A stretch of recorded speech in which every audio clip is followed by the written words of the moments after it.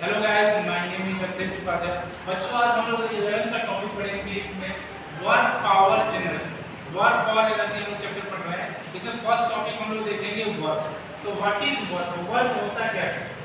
Work की definition physics में अलग होती है। वर्क की जो फिजिक्स की डिफिनीशन होती है अलग होती है। थोड़ी सी बात कर लेते हैं वर्क पे क्या होता है।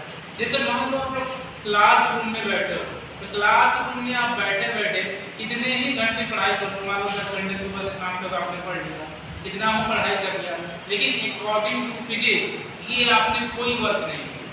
फिजिक्स के अकॉर्डिंग आप बैठे बैठे कितने ही घंटे पढ़ाई कर रहे हो, मेंटल वर्क कर रहे हो, लेकिन फिजिक्स के लैंग्वेज में आपने कोई वर्क नहीं किया। तो अच्छा, फिजिक्स में आखिर वर्क होता क्या है देखते हैं। सपोज करिए देयर इज अ बॉडी, ये एक रफ सरफेस है, एक सरफेस है और इस पे एक ब्लॉक रखा हुआ है, इसका मास है m।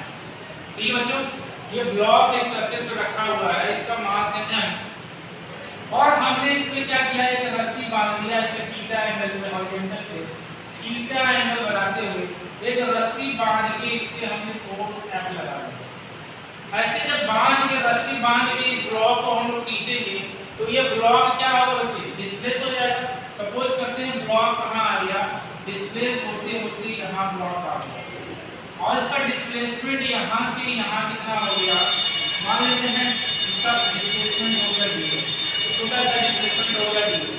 ठीक है बच्चों, तो according to the physics work done का फार्मूला होता है, उसको W से रिप्रेजेंट करते हैं बच्चों।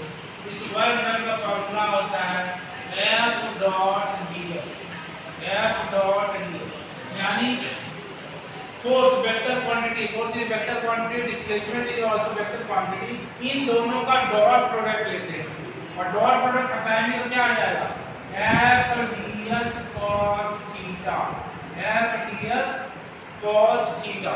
Theta is the angle between force and displacement. Theta क्या होता है बच्चे, theta is the angle between force and displacement ds। Force F और डिस्प्लेसमेंट ds के बीच में एक एंगल होता है थीटा। तो theta is the angle between force and displacement और यही होता है बच्चों वर्क डन। ये क्या हो जाता है आपका, वर्क डन होता है। वर्क डन इज बच्चों क्या होता है, work done is scalar quantity. Work done कैसी क्वांटिटी है, स्केलर क्वांटिटी है। वर्क डन क्या बच्चे हैं, स्केलर क्वांटिटी है। स्केलर क्वांटिटी है, इसका यूनिट क्या होता है बच्चों, वर्क डन का यूनिट होता है जूल। वर्क डन का यूनिट क्या हो जाता है जूल। तो यहाँ से हम लोग यूनिट निकाल सकते हैं। फोर्स का यूनिट क्या होता है न्यूटन, डिस्प्लेसमेंट क्या होता है मीटर। न्यूटन मीटर, मीटर को हम लोग जूल बोलते हैं। इसका यूनिट हो जाएगा बच्चे न्यूटन इनटू मीटर, या उसी को हम लोग बोल सकते हैं जूल। अच्छा, इसका डायमेंशन क्या हो जाएगा, what is the dimension of force, sir dimension of work क्या हो जाएगा, dimension of work. Dimension of work अगर हमें निकालना है, वर्क इज इक्वल टू क्या होता है, force into displacement ds। Force का डायमेंशन क्या होता है m/t - 2। डायमेंशन ऑफ डिस्प्लेसमेंट क्या हो जाएगा l। डायमेंशन ऑफ वर्क का क्या हो जाएगा ml² × 2।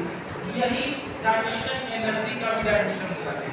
ये डायमेंशन किसका डायमेंशन होता है, एनर्जी का भी डायमेंशन होता है। तो ये आपका डायमेंशन हो गया उसी वर्क। अच्छा, हम लोग देखते हैं कि अगर हम लोग थीटा को अगर बच्चे चेंज करें, थीटा की वैल्यू केस ना दे, केस cos, केस cos, ये थीटा इज, थीटा की वैल्यू ले लेते हैं कि थीटा इज 0 और थीटा अगर हमने 0 डिग्री ले लिया, यानी वर्क डन और फोर्स और डिस्प्लेसमेंट के बीच में अगर थीटा है, उस थीटा की वैल्यू होगी तो वर्क डन कितना हो जाएगा, वर्क डन हो जाएगा force into displacement into cos theta 0 degree. cos theta की वैल्यू क्या हो जाएगी, cos 0 की वैल्यू 1 हो जाएगी। ये हो जाएगा force into displacement, work done कितना आ जाएगा बच्चों, फोर्स इनटू डिस्प्लेसमेंट हो जाएगा। अगर यही हमें थीटा की वैल्यू क्या करती है 90 डिग्री कर दिया, theta is equal to 90 degree, theta is equal to 90 degree हो जाएगा। फोर्स कितना आ जाएगा, वर्क डन कितना हो जाएगा, force into displacement into cos 90। cos 90 की वैल्यू कितना होता है बच्चों, cos 90 की वैल्यू होती है 0। तो ये वर्क डन क्या हो जाएगा 0। इस केस में वर्क डन क्या हो जाता है 0। ये तीसरा केस देख लेते हैं बच्चे। तीसरा केस है कि थीटा, कई केस बना सकते हैं लोग, तीसरा लेते हैं तो theta is equal to 180 degree. Theta is equal to 180 degree तो वर्क डन कितना हो जाएगा, work done is equal to force into displacement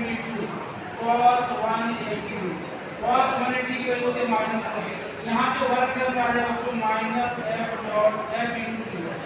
यहाँ जो वर्क डन आता है मैक्सिमम, यहाँ पे वर्क डन मैक्सिमम हो सकता है फोर्स इनटू डिस्प्लेसमेंट।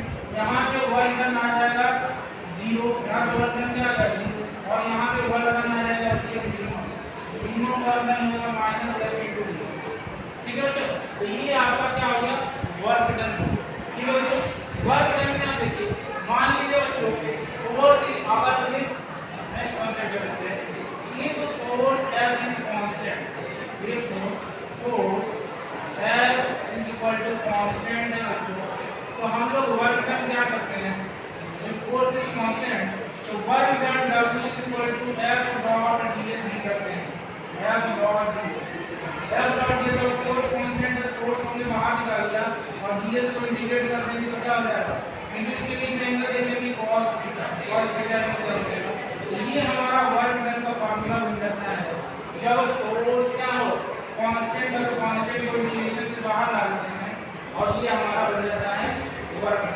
अच्छा ये क्या होता है, फोर्स का ये फार्मूला क्या है, वर्क डन का फार्मूला हो गया F dot ds, integration of F dot ds, integration of F dot ds। जहां बच्चे इंटीग्रेशन आता है वहां वो एरिया को रिप्रेजेंट करता है, इंटीग्रेशन किसको रिप्रेजेंट करता है, एरिया को रिप्रेजेंट करता है, यानी area under force displacement graph क्या देता है बच्चे, वर्क डन देता है।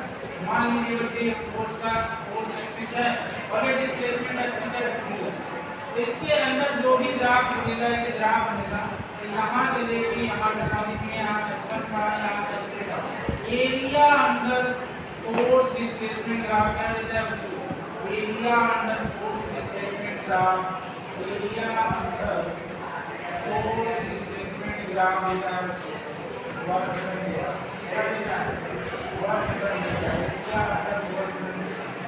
Area under force displacement graph क्या देता है, वर्क डन देता है। ठीक है, अब देखिए और मान लीजिए दोनों चीजें वेरिएबल, फोर्स भी वेरिएबल और डिस्प्लेसमेंट भी वेरिएबल हो, तो कैसे हम लोग वर्क डन निकालेंगे।